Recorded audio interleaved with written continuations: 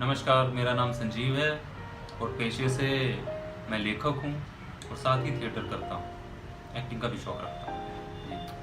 अपने बचपन के बारे में अगर मैं आपको बताऊँ तो बहुत सारी यादें हैं, क्योंकि यादों को संजोना जो है वो मेरे लिए बहुत ज़रूरी है, चाहे वो खूबसूरत हो चाहे ना हो, क्योंकि लिखने में उसका या अपनी जो कला है उसमें उसका इस्तेमाल बहुत होता है। सबसे खूबसूरत याद अगर मैं कहूँ तो वो है जब बचपन में आम तोड़ते थे हम दोस्त, गांव के दोस्त, जो शायद हमारी उम्र रही होगी 10-12 साल, 14 साल। तो हमने ना आम के पेड़ पे चढ़कर बहुत सारे आम तोड़े, बहुत सारे। मैं ऊपर ही था और अचानक से जिसका बाग था वो आ गया, ऊपर से ही मैं गिरा नीचे और मेरे दोस्त साथी जो थे वो चिल्लाए, भागे। और जिस तोली में हम लोगों ने आम लपेटे थे वो तोलिया ऊपर ही रह गया।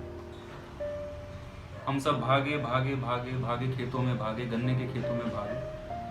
तो वहाँ पर जो भिरड़ होती है जिससे शहद निकलता है, वो छत्ता टूटा हुआ था, तो वो हमारे पीछे पड़ गया। किसी की तरह बचते बचाते जो है हम आगे गए।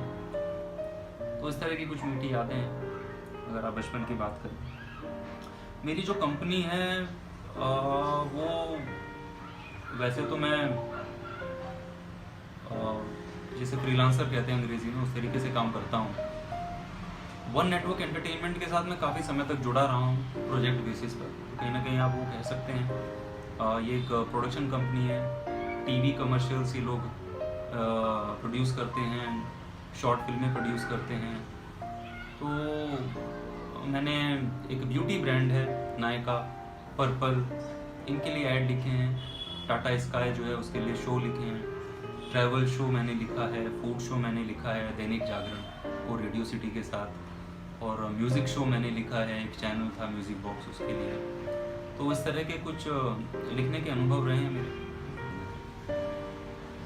मेरे जीवन का जो कठिन समय है अगर आप उसकी बात करें तो मैं इस तरीके से जीवन को देखता नहीं हूँ। मुझे लगता है कि संघर्ष जो है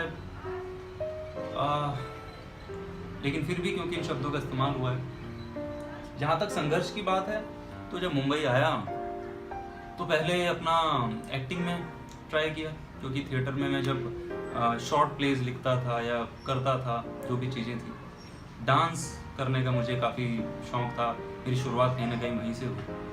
तो दिल्ली में ये सब चीज़ें रही, कोरियोग्राफ करता था मैं प्लीज। तो जब यहाँ पर आया तो समझ में नहीं आया कि अब काम नहीं मिल रहा है तो क्या करें, क्या कोरियोग्राफी करें, क्या डांस करें, या क्या किया जाए ताकि खर्चा चले। तो फिर डबिंग की और छोटे मोटे कैरेक्टर्स किए कुछ।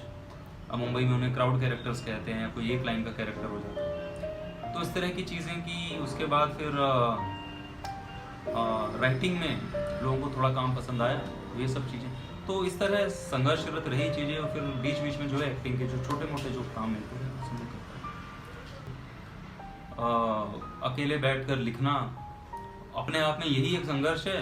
और बल्कि कोरोना के समय में तो बहुत आसान रहा, क्योंकि जो कुछ प्रोजेक्ट थे माफ़ कीजिएगा, उन्हें मैं घर पर से निपटा सका। काम जो है या जो पेमेंट जो है उसमें बिल्कुल दिक्कत रही, कभी आधी पेमेंट मिली, कभी नहीं मिली। लेकिन हमारे व्यवसाय में ये सब चीज़ें, इन सब चीज़ों को आप संघर्ष नहीं कह सकते। ये तो जीवन का एक अभिन्न अंग बन जाता है, जब तक कि आप उतना नाम ना कमा लें कि आपके नाम से लोग आपको पैसे दें। मुझे अगर आप बोलें कि किस प्रकार की वस्तुएं प्रेरित करती हैं, मैं कहूँगा कि तो एक बूढ़ा पेड़ जिसके ऊपर पत्ते नहीं हैं, जो कहीं ना कहीं टूटने वाला है, जो किसी भी आंधी से, पानी से टूट जाएगा, या जो वो उसका संघर्ष, क्योंकि पेड़ की अपनी एक उम्र होती है, उसने आंधी तूफान देखा होता है। तो कहीं ना कहीं उसके शरीर पे जो छाल होती है, जो कहीं ना कहीं झुर्रियाँ होती हैं, या उसकी उम्र बताने वाली चीज़ें होती हैं, या उसका संघर्ष बताने वाले कुछ निशान होते हैं, ये भी आपको प्रेरित कर सकते हैं। तो कुछ भी प्रेरित कर सकता है, बशर्ते आप उसमें से प्रेरणा ढूंढें। मेरे जीवन में सबसे ज़्यादा मूल्यवान जो चीज़ है वो रिश्ते हैं, अपने हैं, जो लोग हैं, और मेरा काम है जिसके लिए। अब ये भी एक अपने आप में एक ऐसा सवाल है, क्योंकि जो हर 10 साल के बाद जीवन बदलता है, आदमी बदलता है। लेकिन हाँ, अगर अभी तक के लिए मैं बोलूँ तो मेरा काम मेरे लिए बहुत मूल्यवान है। जो भी मैं कर रहा हूँ, अगर मैं अपनी इच्छा से कर रहा हूँ। अपने काम के अलावा मुझे खाना बनाना पसंद है, मुझे गाने सुनने पसंद हैं। यदि अपने समय में वापस जाकर मैं कुछ करना चाहूँगा तो मैं अपना कॉन्फिडेंस या अपनी डिसीजन मेकिंग जो उसकी क्षमता है उसको बहुत पहले चाहूँगा, क्योंकि मैं अपनी फील्ड में आया उस समय मैंने जो डिसीजन लिया वो शायद काफ़ी लेट था, बिल्कुल लेट था। अगर आप पूछें कि मेरे जीवन में सबसे ज़्यादा ज़रूरी क्या है, काम का अनुभव या रिश्ता, तो मैं कहूँगा कि अनुभव जो है, काम का अनुभव वो पहले है।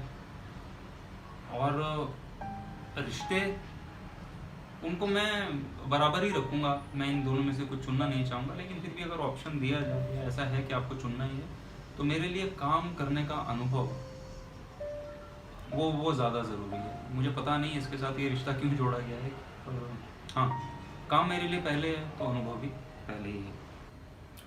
पसंदीदा गाना मेरा जिसे मैं अक्सर गुनगुनाता हूँ वो है कि क्या खूब लगती हो, बड़ी सुंदर दिखती हो।